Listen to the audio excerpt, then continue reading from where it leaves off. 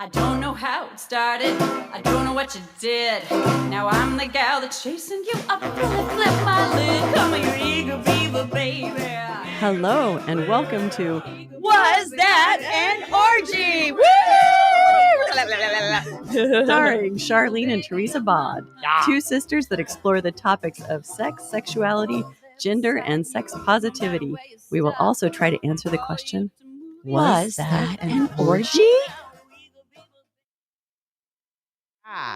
Yeah. We're alive! Oh my God, we're alive.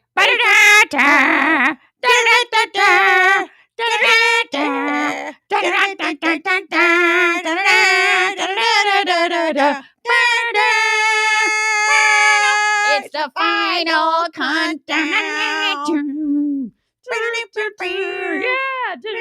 Yeah. You know, speaking of rock and roll, did you notice the shirt I'm wearing? Oh, It's a your Nirvana. original Nirvana shirt. It's a hand-me-down my from you. God, it's a hand-me-down from me. Yeah, do you remember this? That's got to be old, man. It's old as fuck. Did you ever Just- see Nirvana live? No, I didn't. Oh, good. No. I just dated us. So hardcore. I was way too young to see Nirvana live, I right? know. That's old people music.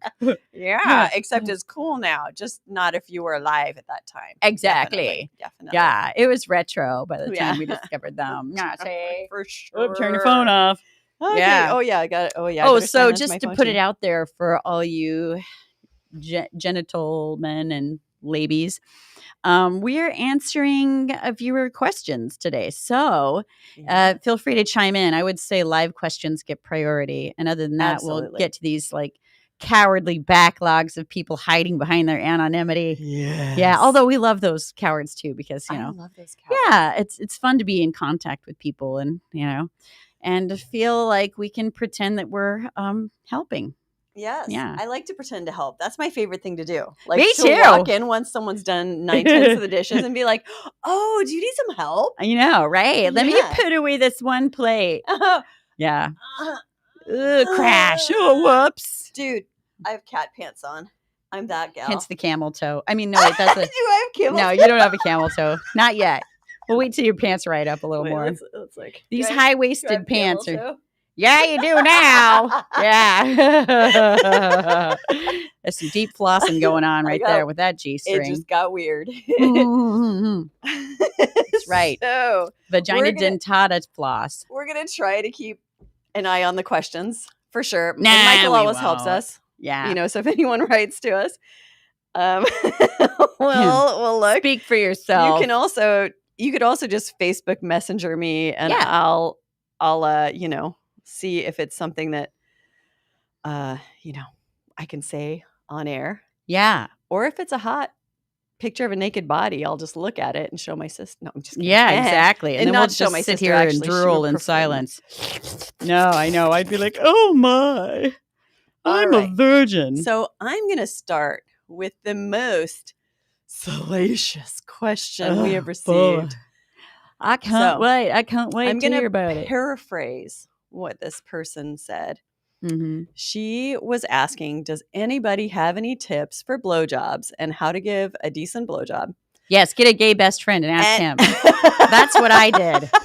Yeah, it worked great. I have to say, like, sorry, I just totally hijacked your whole answer. Yeah. But yeah, it was my gay boy best friend, and Uh-huh. and we went to one of those restaurants. I think the Montage is closed now, but they had Oh, the yeah. butcher paper on the tabletop and a Uh-huh. little, jar of crayons, and he just started. I asked that question, do you have any tricks? And he's like, oh, do I? And then he drew like a cross section of a man, that had like erection, ball Wow. sack, and then, taint, rectum, just met him, booty, like that.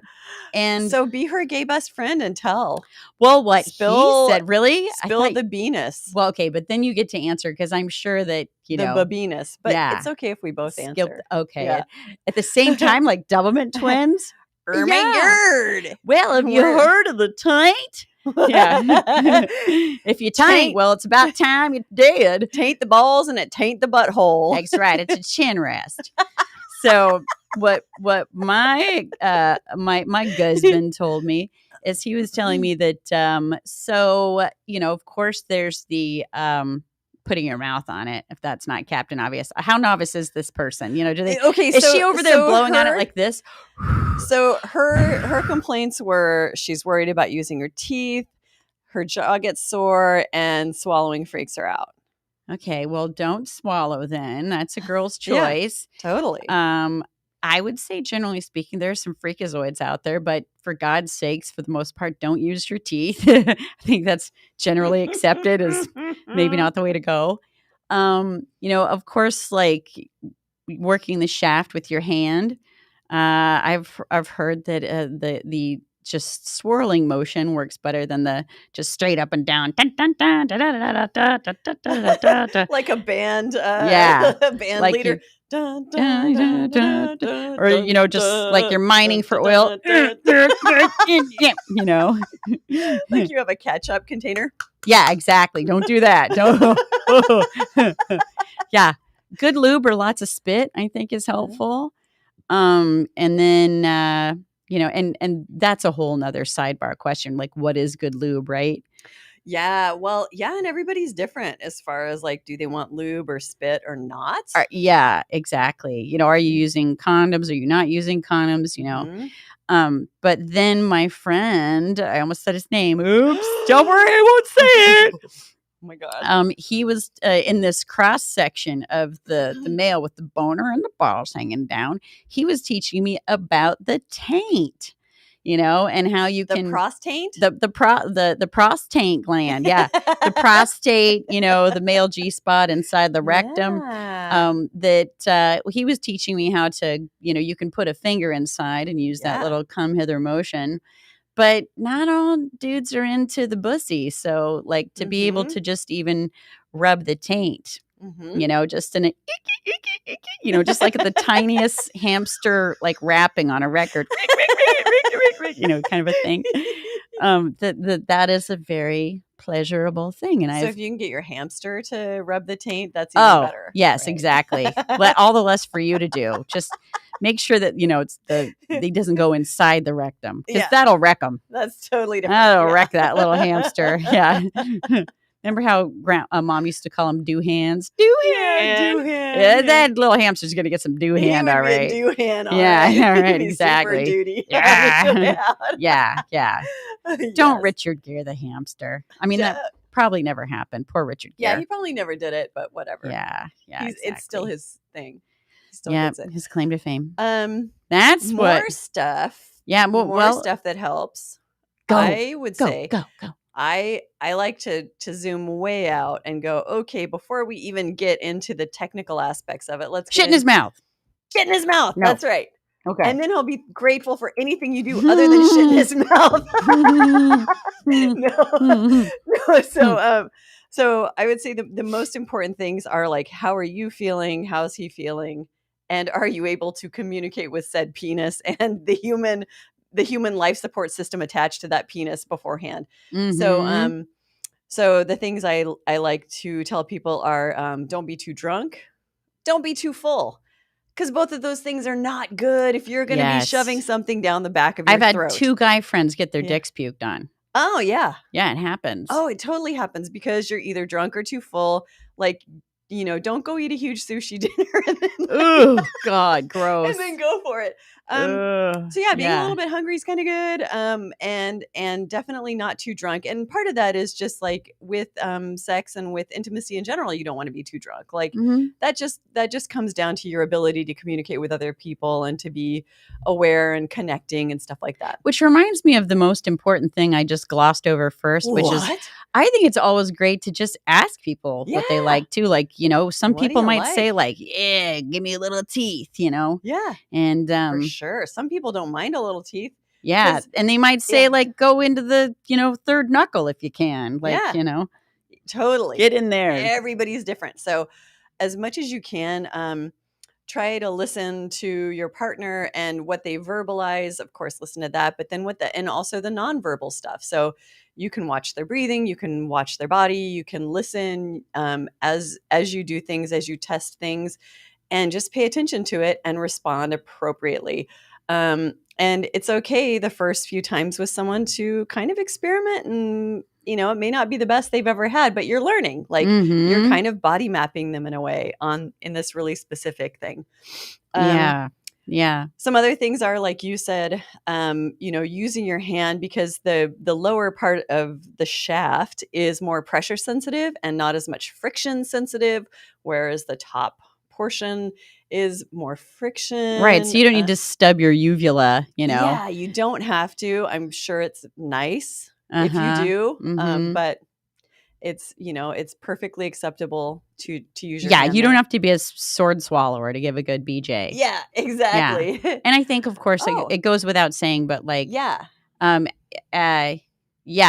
see, good. Yeah. Yep. Asking feedback from your partner. Different people like different stuff.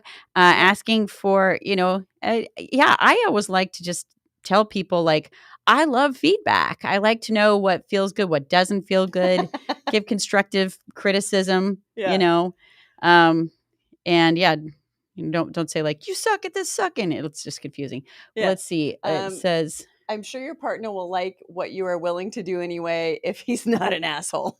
That's what a caller came in and said. Or same for, yes. And this is definitely something that I was going to bring up, is that, being someone who's been with men and women, I have noticed that men are usually more likely to ask for what they want, and that women sometimes shoot themselves in the foot or the labia when they pretend to like things that they don't like. And so you can, as their partner, you can wind up banging your head against that same wall for a long time. And so you have to be willing to say, oh, I like this, I don't like that, do this. Right. Or just like, just like a guy does sometimes. Some people, some guys, some, testosterone based humans, will put your face where they want it, so it's like, don't be afraid to do all those things based on who you're with. You could be really doing someone a favor too, because I think in this, well, probably in a lot of cultures, us gals were raised to think like, oh, take care of a man, take care of a man's ego, protect him from his fragile ego. Yes. But we're also not taught another truth, which is that I think a lot of men, they want to succeed. So giving them the information that they need to succeed, they want to give you pleasure. Sure. They're not going down there to floss their teeth with your pubic hair. They're going there to, like, hopefully give you erotic pleasure. Yeah. So, help them out. Throw them a boner. Always. Yeah. A partner who wants to please you and that you want to please, that sort of communication is great. And whether it's verbal or nonverbal is fantastic. And as long as you're like tuned into each other and open to giving each other feedback, everything gets better, smoother. Yeah. And something that comes to my mind too, no pun intended, is that one of the basic rules of improv is yes and. Yeah. Because it's a way to open things up instead of shut things down. So if you're like, I don't like that, that's a boner killer for most people. But if you're like, if you think of what you'd rather have them do, that opens things up. That's right. Yeah. So it's expanding instead of contracting. Think of where the yes is, or where the yes could be, and say like, I want you to do this, or, like this would feel great, Yeah. Think about the parts that do feel good and expand on that. Yeah, totally. I love the person for saying that. And then, and the beautiful thing was, so I actually answered this question offline first, and received the feedback a few days later. How did it go? That it went really well, and she was very happy. Oh boy. And so were they. So I'm sure everybody was really happy. Yay. So it made her feel really good. It made her partner feel good, obviously. Yeah. So that's great. Yeah. Yay! Way to give good BJ advice. Woo! Nice. Woo! Yay. Yes. Yeah. Okay. And it goes without saying too, if you don't want to touch someone's butthole, don't do it. Yeah. Yeah. And the prostate is definitely something where I feel like it's a mixed bag. Some people really love having it touched. some people maybe haven't had a good experience of having it touched. And so maybe they're like, I'm not sure, but maybe not today, maybe some other day. And then other people love it and they know it. So it's kind of all over the place. It's a great thing to talk about early on. Yeah. And some people are shy about like the whole, oh no, poop. I mean, you can always, like, if you want to experiment with like butt play, you can always do enemas first. That can take away from, like, poop, stink, shame. But also, like, I remember one of the pleasure parties that I went to where they call them like fuckerware parties. Thanks. It's where a bunch of people get together and they sell all these sex toys. It's sort of like a Tupperware party, one of those, what do you call them? The, market pyramid scheme. Totally, companies. Oops, I said scheme. But anyway, pyramid selling structure. Exactly. Well said. Totally legit. I ended up getting, they even have like these silver bullets that you can put up your ass, that vibrate and stuff. And so if someone wants to experiment with that and getting into prostate town for taking BJ to the next level, there's always that. I mean, I imagine that's one of the purposes of butt plugs too, is to get a little prostate pressure going on there. I think so. Other than preventing explosive diarrhea, I guess that's maybe one of the other potential purposes. God, I would think it would release it. Right. But and the other thing about the prostate is, I don't care how big you've seen your partner shit. Start small. Don't go thinking like, oh, well, he put his pee-pee in my butthole, so now I'm going to take this full like 7.5-inch dong and shove it in his. Like, that's not gonna, like, it's better to start small, to not shock someone initially, and they might decide like, oh yeah, I'm ready for the next size up or something like that. But don't just kind of go for the big dick because you think, oh, he's a big guy, he's probably got a big butthole. Yeah, or do like I did, go for a hot tub and 3 whiskeys first. That'll loosen him up. Really? You want all of it? Okay. What did that hot tub look like the next day? Oh yeah, you don't want to know. Poop soup. Corn and peanuts. I know, exactly. Corn chowder, anyone? Oh God. No, remember the peanut butter soup Mom used to make when we were kids? Oh God, yes. The stuff that you got like molten sprayed lava on your face. Yeah. Oh, owie. Burn my little tits off. Okay. So get to the next question. Okay, get to the next question. Okay, so the next question is this where we get serious? We're gonna get kind of serious, but don't worry, we're not gonna get too serial because we're not that way. God, my hair is just really pissing me off today. Okay, anyway, it's pissing me off too. Let's shave it. No, let's just shave the take front this show where to the my next bangs level. are. Oh, it looks great. That would look really good, right? I'll be your stylist as we sit here. Can we fix it? Yeah, I'll play with your straight. bangs. I've got like some Kevin Bacon hair happening. It's all that going bacon on? grease. Thanks. Don't use bacon grease. No, to fix your hair. Okay, so this question is from a person who is kind of a solo poly person, and their partner is married. And they're saying that they don't like their metamor, which would be their partner's wife or husband. And it's affecting their relationship. And they're upset about couples privilege.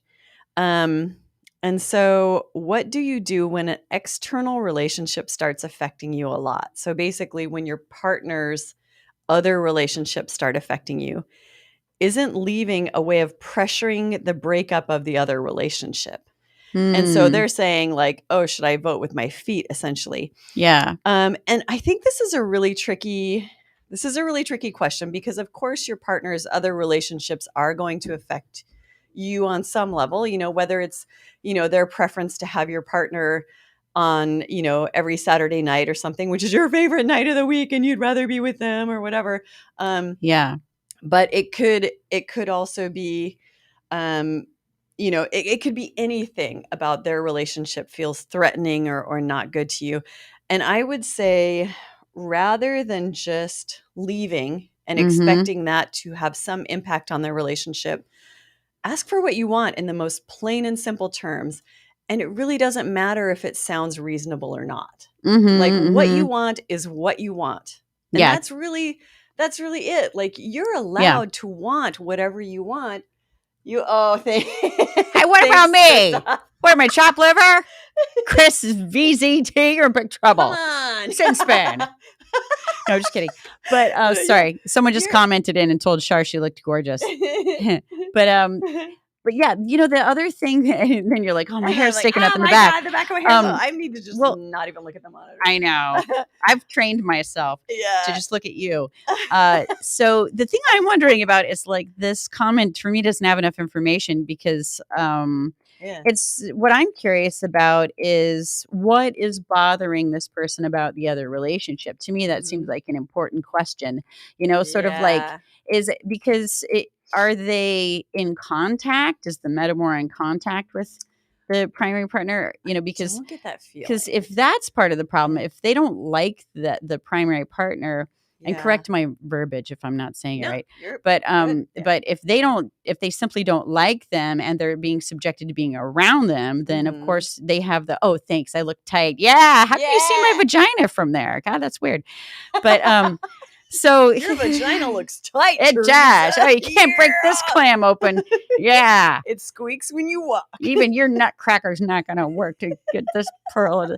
Anyway, so yeah, that's my question is like, are they subjected to the primary partner? Because one of the most awesome and yet challenging things about doing everything beyond monogamy is that we get to decide for ourselves exactly how we want to do relationship. And so I'm a big fan of try everything and put all the information out there before you walk away. Because who knows, maybe you're just scared to say what you want and need. And I think a lot of that comes down to worth, like if you do have issues of worthlessness.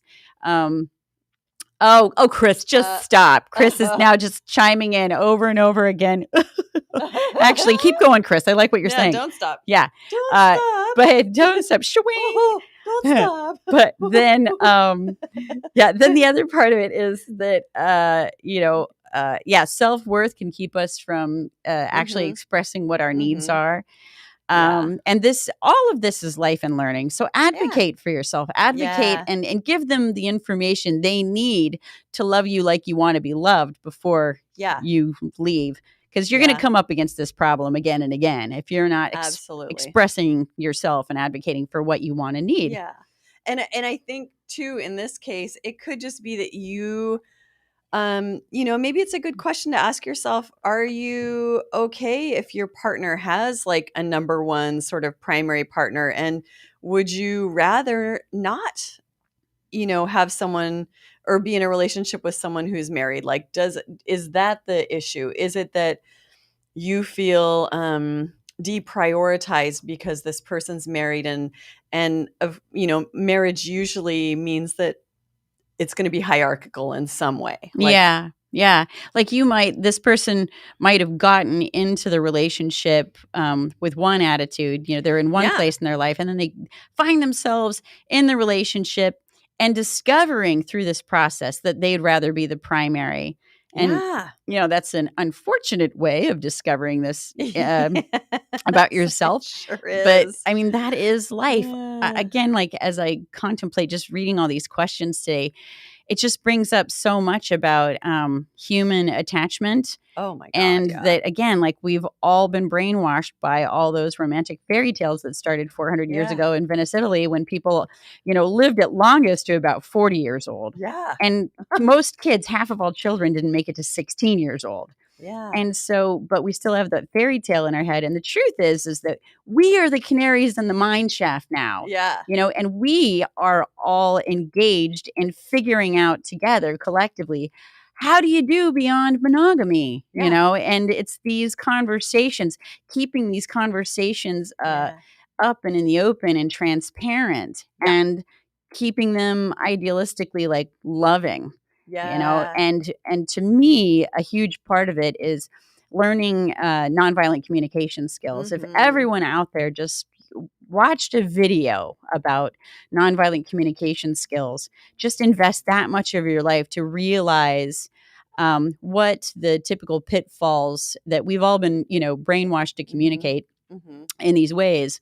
the things that create war and conflict versus loving, open, supportive communication. Mhm. We're also capable, and it's all right there at our fingertips. Mhm. So, investing a little time in some non-violent communication. That's right. My hands went into this, but That's right. doesn't this mean shove it up your ass in Italian? I think the it's little something- fisting. Yeah, Yeah, I don't know. they're really Think into about it. fisting in Italy. It's part of the romantic fairy tale they left out for the kids.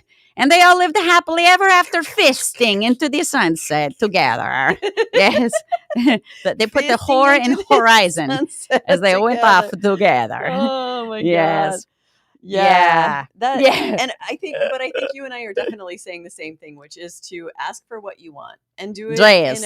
in a neutral, nonviolent way. Just Yeah. say, I would really love it if I could get blah blah blah from you. Yeah. And you don't say, because what I'm not getting right now is this, and I see you giving this to your wife, and da da da. She this and you that. Don't do that whole thing. Don't get into it. Don't try and place blame. It's okay to just ask for what you want. Mm-hmm. Just say, I'd really love this. Mm-hmm. Do you think that you might be able to do this for me? Totally.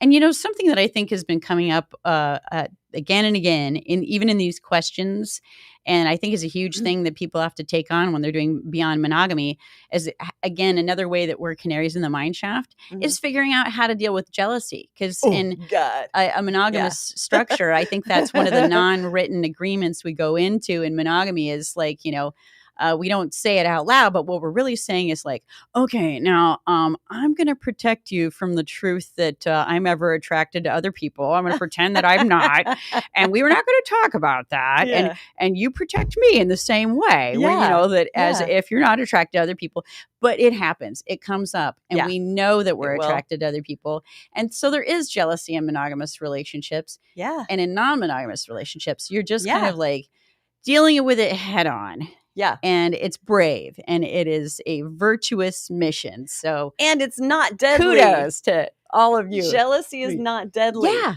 It sucks. It's hard. It makes you go to the deep, dark recesses of your mind and your insecurities. And you usually come out of the other side going, hey, I did that. Yeah. Instead of avoid it. Yeah.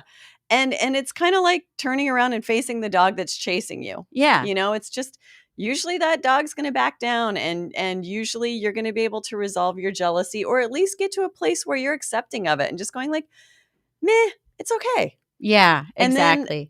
and then you can remind yourself of all the awesomeness that you have that maybe your partner should be jealous of too. You can be like, yeah.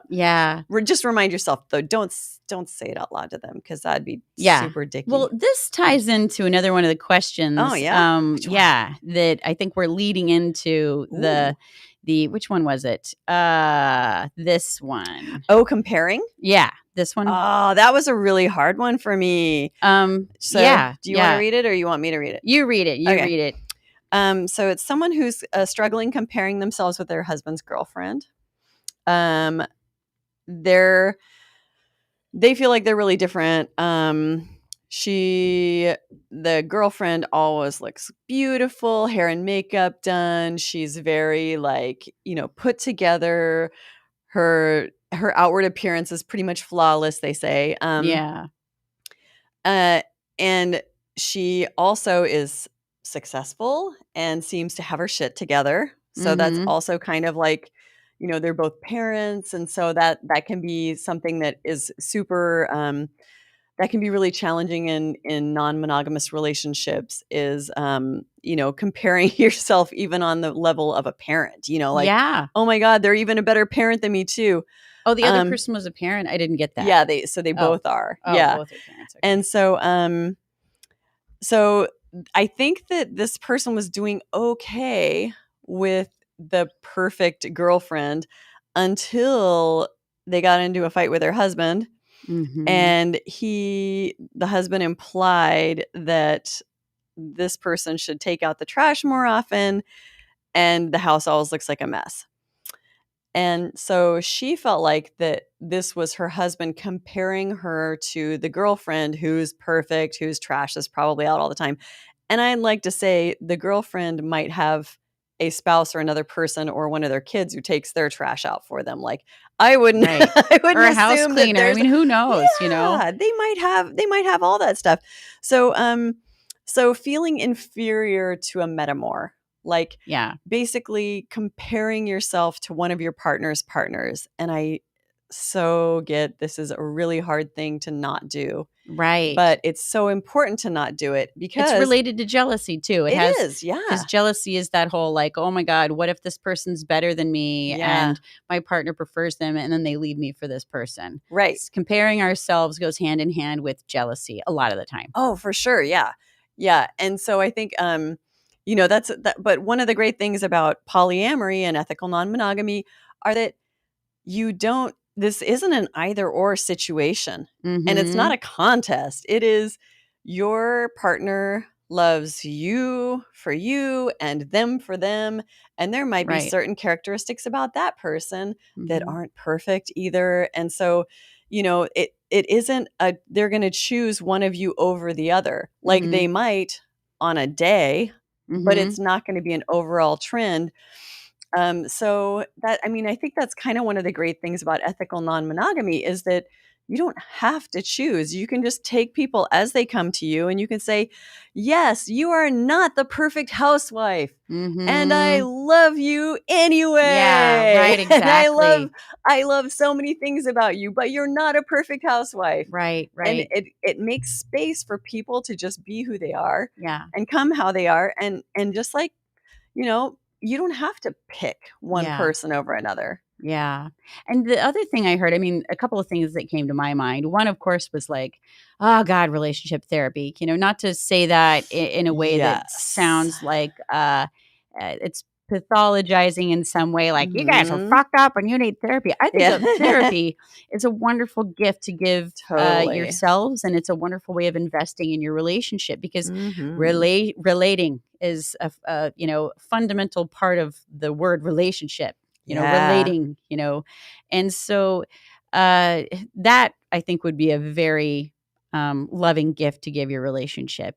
And the other thing that Mhm. came to my mind too about attachment theory is that the thing I was picking up on when I was reading this question is that it sounds to me like this person could really use some reassurance. And that's a Yeah. really wonderful, Mhm. beautiful, vulnerable thing to tell your partner. It's just Yeah. to be transparent in a non-accusatory way and just saying, like, use your I words, like when you describe the behavior I feel, Mhm.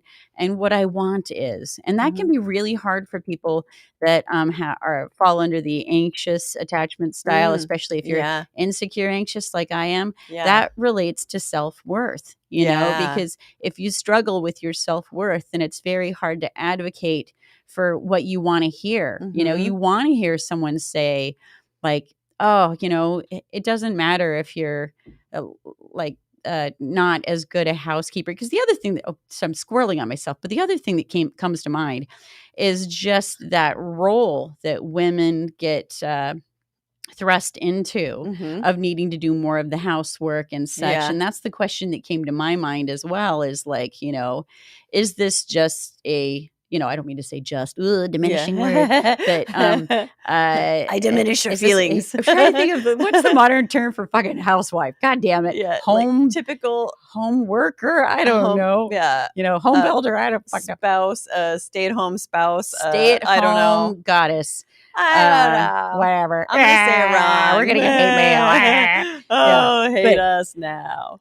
But yeah, that essentially that work in modern eyes should be, at least talked about, but Mhm. not assumed to be the woman's anyway. Yeah. And so I would support whoever said that to examine that as well, Mhm. and assuming that should be something that they're doing. This other person who lives by themselves, well, pardon me, seltzer belch. Bleh. They also might not have that not having a live-in spouse might leave them more time to clean the house and things because you're not tending to the spouse as much. I know something about that. Yeah. And so sometimes life gets so much easier, doesn't it? Yeah, right. and so that person doesn't ever get seen with curlers in their hair and primping and things like that, where you're spending your time, probably giving more attention to your spouse, so you have less time for yourself. Yeah. And I think that if you're feeling anxious and insecure about that, it's worth being vulnerable about and give them the opportunity to come forward and express what they do appreciate about you. That they do appreciate the amount of time and attention. I think it's okay to give leading questions too. I'm wondering if you appreciate how much my time goes towards you, and I want to hear you say that. I think that's all fair. Yeah, and I think it's also fair to say I'm feeling insecure because right now I'm, comparing myself to your girlfriend, and, she really seems to have it together, and I'm feeling like I'm not doing as good of a job. And so I'm just feeling really insecure, and I'm kind of judging myself harshly, and, scared you're judging me too. Yeah, I'm projecting my fears onto our fight this morning, and I was afraid that maybe you were judging me by the standards of her, and so now I'm feeling really, really insecure. Is there anything that you can tell me that that could be helpful?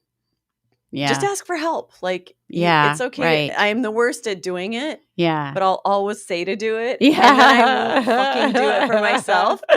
But do what I don't do, but do what I say. Yeah. It's the preacher heal thyself thing, Yeah. We teach best what we most need to learn. I go back to fisting. Oh, the Yes, you fisting need to again. learn to fist. We must learn to Yes. fist. Pew, pew, pew, pew. Yeah. Pew, pew, pew. Pew, pew. Pew. Yeah. So okay. that was, I think that there was a lot there. But yeah, I think that one of the most important things is, how do you learn to appreciate yourself and not compare yourself to others? It's a form of self-abuse that a lot of us engage in on a regular basis. I read an entire book based on this. Oh, what was it called? It was called Compassion and Selfhate, I believe. Not the best title. Yeah. Great book though. Yeah. And the if I could just nutshell this book, Nutsack it is that put it in a nutsack, Sharon. It is that anytime you are not in core acceptance of who you are, warts and all, you're committing an act of self-loathing. And that you, even if you're self-aggrandizing, that is a form of self-loathing because you are not accepting who you are. Gotcha. Stories in our heads are so far from reality. That's so true. Yeah, we frequently tell ourselves these narratives that are so far off. You'll project something onto other people, like, oh, he probably thinks this about me and that about me, and it's like totally not what they're doing or thinking, and right. it's just your insecurities coming out. Yeah. Anyway, this book about compassion, and I'm pretty sure it's called Compassion and Self-Hate. Anyway, it really is just that. I'm going to look it up because one of my pieces of advice to almost every one of these questions is that I junk on all this stuff, psychology and relationship, blah, blah, blah. And I used to recommend the books that I was reading to people. And then 9 out of 10 times they wouldn't read the book. And then I had this brilliant concept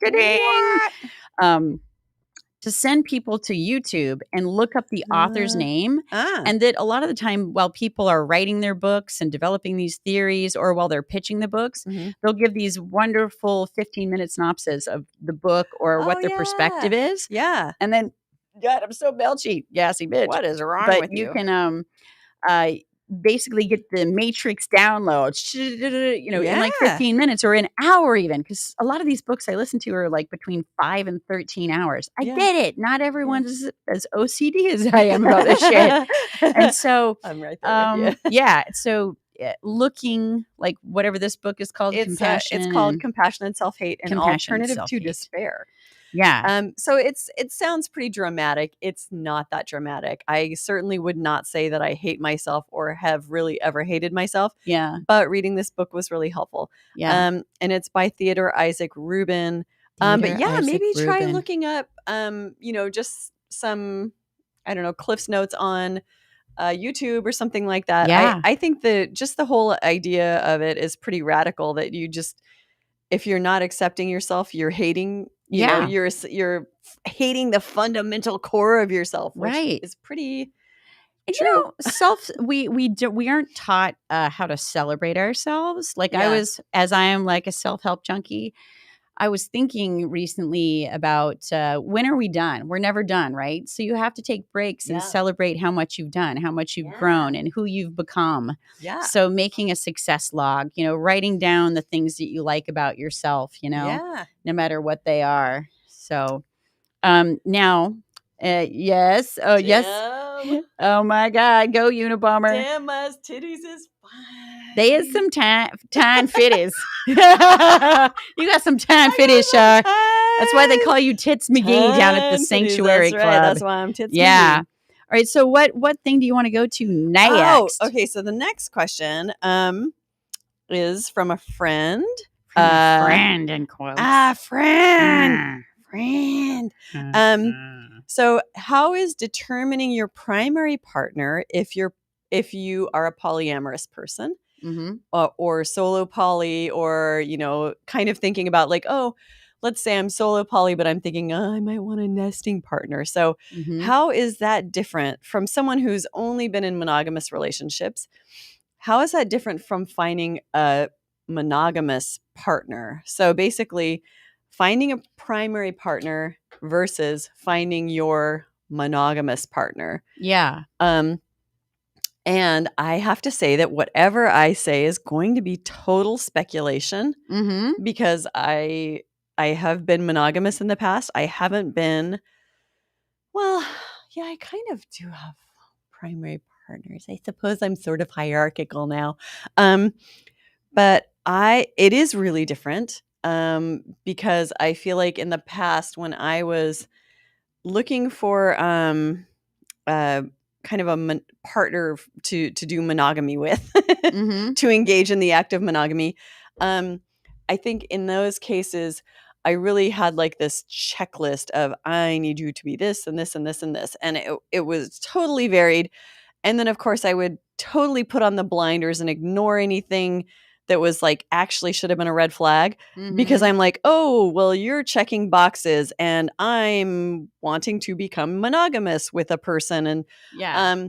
whereas with finding a kind of a primary partner or primary partners, or a polycule, or, just nesting partners, I think is different, because you're really looking at, okay, what are my most important things, the most important attributes that I find in a person that are a really like a safe haven for me to kind of operate from, that make me feel secure and grounded and safe. Mm-hmm.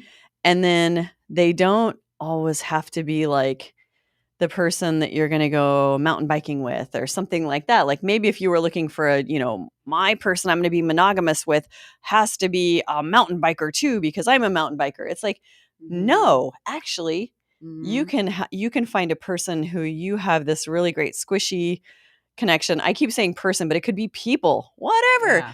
Yeah. And you can find this really wonderful place to sort of operate from, where you feel supported and you feel like you can support them and you all act in support of each other. And of course, it's hot and romantic and all that great stuff too. But you don't have to have a complete overlap, and you do get to kind of go outside of the relationship for other desires or needs or whatever. My phone's going crazy. I thought that was a challenging question. Yeah. Because it's a heady question. Yeah, for sure. Like, not to be judgmental, But it's basically there was a part of me that the first thing that came to my mind is, well, it's fuck of a lot easier finding like someone who's going to be your monogamous partner, because there's a lot more opportunity out there. Finding someone that meets this very specific role that this person idealizes is going to be a lot more challenging. Because you're going to have to, again, the demographic of your dating pool of what's available to you is much smaller. And that, you might just have to, like, when you're subjecting yourself, or, that's a terrible way of putting it, when you're diving into such a sort of unconventional way of doing relationship, you're really, I think that there's it's almost like an acceptance one has to have that now you're dealing with a bunch of really open-minded, independent thinking, unconventional, creative people as well.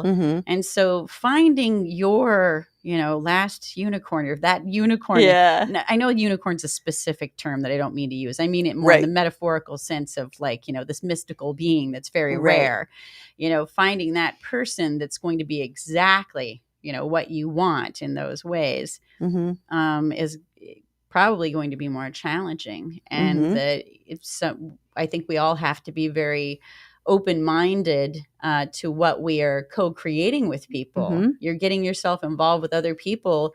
You might decide that, that the person who fits that bill closest isn't going to like meet all of those needs, but maybe it's going to be close enough for you that you can kind of, sacrifice some elements of that ideal. You might find the perfect thing, that's exactly that. True. Anything happens. But it's just challenging question because it is sort of hypothetical. And it's up to you to decide what your most important attributes are in a nesting partner or primary partner. Like if it's a nesting partner you're going for, like someone you're going to live with, maybe it's how they load the dishwasher. Like really, it could be whatever you want it to be, whatever your priorities are. So obviously for me, I sort of gave it away like, oh, for me, if I were to have a nesting partner, it would be like, I would want this person to be a safe haven. Like I would have this really squishy relationship with them. And then, sure, we could go out and cause mischief together and or, do other things, but like that would be like my primary thing. But for other people, their number one thing that they're looking for could be totally different. It could be, I need someone who's super exciting, who's going to like pounce on me from behind the bathroom door and scare the shit out of me every day. Like, who knows what everybody wants. So it's just you want like, to date our dad then, basically. Fuck no. That's what our dad did. It's like I think it's good for all of us to get in touch with what our values and priorities are, so that we can, when we're dating, contrast and compare and see and give other people the information they need so that we can co-create something together, and to just be upfront about the pieces, parts you're not interested in or you can't or won't do, and see if you can co-create something that, feels good anyway, or if if the things on your list are like, do not pass, I have to have these, then so transparency in the end wins for this conversation. And know yourself.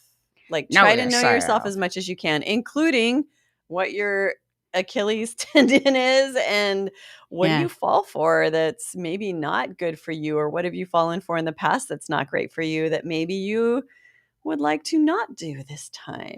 And, try to scale that down in the grand scheme of your relationships. Maybe you're attracted to people. Narcissists. Yeah, narcissists. So, maybe every once in a while you want a little narcissist for dessert. But try and scale it back. Just keep them in the periphery of your circles of, just try to do a little less narcissist, just dip a pinky toe in their taint from time to time. And be like, ooh, that was so exciting. And it sucked ass. And I don't feel important right now. And, ooh, I love the gaslighting. Oh, that's my favorite. Gaslighting's the best. Gaslight me, baby. I kind of want to get to this last one. Okay, try it. It's not the last one, but it's like one of the last ones. How do you break up with someone like a healthy adult? Ooh, I have a book recommendation. I have a book Yeah. recommendation Okay. because, like, if someone actually wants a step by step, Yeah. there's a really great book that's called Conscious Uncoupling. Ooh, And I think I've heard it of is this. wonderful, and it is a wonderful topic to put a lot of energy into if you care about not increasing the wounds of this person that you're Mhm. involved with. It's like we're a part of a culture that is all about bonding and Mm-hmm. attachment, and yet here we are in this autonomous society, and then what do? We find someone to monogamously couple with, and when we just project all of our needs that the tribe is supposed to fulfill onto this one person. And then, we end up being serial monogamous in this culture, and we end up, investing everything in one person and breaking up over and over again. Yeah. Oh, it is such a painful process. Yeah. And so putting a lot of conscious intention and self-education into conscious uncoupling Mhm. is, I think, a beautiful gift to give to our fellow humans. Yeah. That way you're, not increasing their fears of abandonment, Mhm. the wounds of, most people have some sort of core shame about being unlovable. And if Yeah. you can bring your loving attention to beginning to create a really conscious, loving, calm, gentle conversation, a dialogue, Mhm. instead of just dropping the bomb. A lot of Mhm. us hold back the information we're beginning to feel along the way. We Mhm. avoid Yeah. communicating, we avoid confronting, we avoid uncomfortable moments, difficult moments. So Chris is commenting again. Yeah. He said, I've done a lot of mistakes since I started ethical non-monogamy, and from those, I discovered that I'm slowly avoiding the relationship escalator. Do you think this is a normal progression? Yeah. yeah. So when he's talking Yeah. about the relationship escalator, for those who might not be in touch with Yeah. what that is, there's sort of like in relationships that don't question, the Yeah. form of relationships a lot. Yeah. There is an unspoken sort of assumption that most people make when they start becoming intimate together, Yeah. wherein once you've, slept together and you see each other more, then everyone expects to be able to increase in your intimacy and your Yeah. contact. And then that usually leads to, in the monogamous form, more interdependency, Yeah. domestication together, Yeah. Getting a and dog, having kids. Yeah, exactly. All of that, marriage, kids, or dogs, or, and then maybe retiring, and then, dying together, all that kind of stuff. Yeah. And so his question was, is that It was kind normal? of a comment. Yeah. Well, a comment and a question that's been his experience, but Yeah. I think Is also, it, and I think his question was, what was it, Michael? Was Is it like, that- is it normal to kind of avoid that when you're, or to get better at it. okay. Okay. Yeah. That's what she said. Michael said, it'll come up in a second. Okay. That's what he said. Ba-dunk-gunks. Yeah. Oh, do you think that's a normal progression? Yeah. I think it is for sure. And I think especially the first times you sort of live through new relationship energy, like there is in new relationship energy, there's this deep desire to like kind of jump on the escalator and be like, I want to spend every waking moment with you. And I think as you continue through ethical non-monogamy and kind of have more relationships, it is more common for that new relationship energy to not sort of like carry you up the escalator as far and as fast. Yeah. You know better to question it, even though the impulse is like, you more all the time. Let's move in. Come on. Totally. Yeah. And that it's, again, transparency and having conversations about it is my, fallback to every question. Totally. Is talking about it with people, saying like, hey, this is what I understand our human tendency is, and I want to be really aware of it, so that we're co-creating something that works for you and me. Yeah. Yeah, you can tell having a relationship with me is kind of a heady endeavor. Enough with the talking. And meanwhile, I'm like over here with a band. Oh, no, I do. Have done a lot of behavior reinforcement, cognitive behavioral therapy as well. Yeah. And so when I do find myself being like getting into a space where I'm like thinking about something too much, I'll just be like, stop it, snap, stop it, snap, redirect. Yeah, So right. it's like, and actually this happens to just be on my wrist because I had my hair up earlier, but this is a great tool. Like, when I had some new relationship energy earlier, a few months ago or whatever. I was like, had this rubber band on my wrist and I was like, stop it. Yeah. Stop. Bad dog. Bad. Yeah. Click. Yeah. Click. Yeah. Yeah. It could be good too. Like, redirecting your mind to what, Mhm. it's almost like, what do you call it? Biofeedback, Mhm. coming Exactly. into, we're such dopamine junkies. I mean, humans in general are just Oh, God, fucking, yeah. positive hormone junkies. We're Mhm. always looking for, more of the good feeling, more of the good Yeah. feeling. And more and more, I'm hearing about doing dopamine diets, dopamine flushes, where you actually, Dopamine every fasting. time we are gravitating towards things that give us, it's dopamine hits and things like that. We just end up throwing ourselves out of homeostasis. For every dopamine high, you have a dopamine drop. And then you don't want to feel the dopamine drop. So you go for the next dopamine high and the next, and the next, and the next. Yeah. And, occasionally just coming into the present moment instead of looking things from the outside in that make us feel good. That's one of the ways we disempower ourselves, Yeah. because ultimately the homeostasis, that nice balanced place inside, that's what your body really wants. But we just found a way as humans to fuck with it. And it feels good. Dopamine. Yeah, we love dopamine. We're dope addicts for Putting my dopamine. glasses back on. Yeah, the do it. dopamine. Yeah, free dope. You're into dope. Dopamine. Yeah. And oxytocin. Yeah, so put another dime in your slut slot, baby. Yeah. I love dopamine. Come on, baby, take a ride with me, or something like that. Yeah. Ow,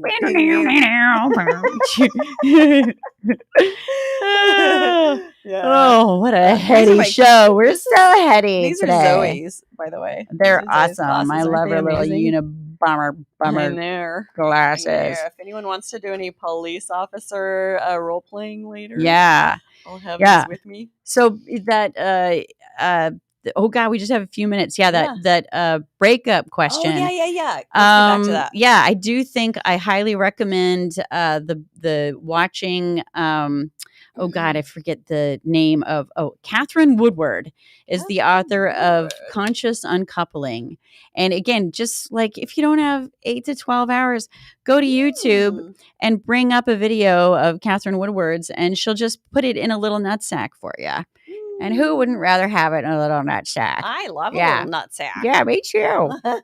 And it is, again, it's so worth all humans' time to invest in the art of breaking up with someone, so that you can, maybe you can maintain friendship, maybe not, but learning how to create a ceremony around it, learning how to be grateful for the good times. Don't just like cut and run, and be able to hold the space for someone else's, pain, as long as they're not being abusive, like make room for expecting other people's disappointment and things like that. And so, thanks. Yeah. Thanks, Chris. He's our biggest fan, commenting all the time. So I think that's definitely worth doing, because even if you're really angry with the person, because sometimes we have to get angry to be able to move on. Sometimes we have to do you're the other and I am good and you are bad. Oh, yes. We have to do that, but it's still worth it to It's still worth it to I just got a call from someone I haven't seen for a long time. It's worth it to take the time to do it, because at some point in the future, you're going to realize that they were not the devil, and that, you were upset with them, that you guys were at odds over this, but that you didn't really want to hurt them. Yes. Oh, and I wanted to add to that, because in human attachment theory, one of the things that people do is we use judgment as a way of justifying our detachment from someone. And that's, I think, a lot of the reason why we go to war at the end, is because we go into our primal panic of like, oh my God, you're my everything. So instead of like being abandoned, we oftentimes go to war, because any attention, any attachment, any interaction is better than none. Yeah. And so if we can find a way to keep from going to war, so that we can kind of maintain, if there's any way to maintain healthy attachment, even if you need to take a break for a while to sort of like not be so attached, but intend to to get emotionally detached in a healthy, intentional way. Yes. Instead of using that destructive go-to, just focusing on all their bad things, their bad characteristics as a way of emotionally detaching. That's us trying to, I think, shortcut having to feel our grief and, the truth of the parts of them that we are going to miss. Circumvent going through grief at all, or expedite it in some way. It'll catch up with you eventually, Expedite. though. Yeah, exactly. You will feel the grief at some point. You may not feel it right away because maybe the anger is going to buffer that for some period of time, but you are going to feel the grief at some point. The only way out is through. Yeah. Like a flowering fist. Yeah. I just had to end it with the fist. Yeah, today's word is fist. Fisting. Brought to you by the letters F-I-S-T. Yeah, we did it. Oh my God. We did it. We got through a serious show. We did it. And we still interjected fisting. I feel like we owe that to people after the disgusting show last week. Oh my God, I feel like we owed them a little. I think that we were disowned by some family members last week. And, a couple of people that know me and love me were like, I had to turn that show off. Really? You bitches are sick. That's fucked up. Okay, so as it's 6 o'clock. What are you doing? So again, Char's paying for every fucking show. So if you appreciate the show and it's worth even $1 a month to help with the lighting and the camera work and paying the producer and and helping to support her kids, that she's single mothering, then support us on Patreon. Was that an orgy on Patreon? And and write in, was that an orgy at gmail.com. And like and subscribe on the use of the tubes. Yes, like and subscribe, helps please. Get us closer to maybe making ad money one day. Yeah, and I don't know if you subscribe on Spotify, like if that helps us, sure, do it. I think it all probably helps. Does. It all positive helps. Comments, positive ratings. It helps us all get to where instead of this financially breaking Char, it could lead to financially supporting first Char and the debt that she's created through this, and all of us, in the show and everybody, all the Bawds. I know, all the body gals, all the body gals, all the body gals, all the body gals, all the body gals, Yay! We did it. Thanks for tuning into our tuna once again. We need it, and we will see you next Tuesday. What are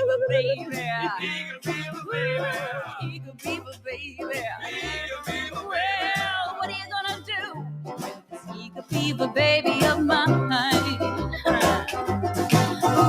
I'm all there beside you, no matter where you stop. I'll follow you to movies, even to the barber shop. Now, eager beaver baby, eager beaver baby, eager beaver baby.